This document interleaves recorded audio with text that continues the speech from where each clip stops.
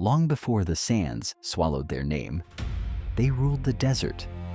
They were the builders of the impossible, a civilization carved from stone, raised by hands that knew no limit. They were the people of Iram.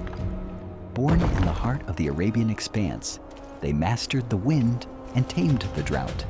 Where others saw barren rock, they saw foundations. Where others saw emptiness, they saw a kingdom waiting to rise.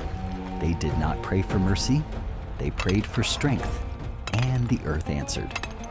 With bronze chisels and ropes of woven hemp, they raised pillars that pierced the clouds. Great arches spanned valleys. Palaces of sandstone gleamed under the sun. They engineered water channels that turned dust into gardens. They built not just for survival, but for legacy. Every stone was placed with purpose. Every tower reached higher than the last. Caravans traveled hundreds of miles just to witness their grandeur. Merchants brought gold, silk, and spices. Their markets overflowed.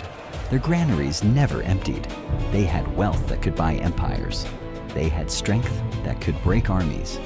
They walked through their streets with heads held high, convinced that no force on earth could ever bring them down. But in their triumph, a quiet poison spread. They stopped looking up. They stopped giving thanks.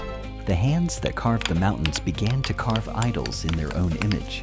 They bowed to stone, to stars, to the reflection of their own power. They declared themselves untouchable. They laughed at warnings.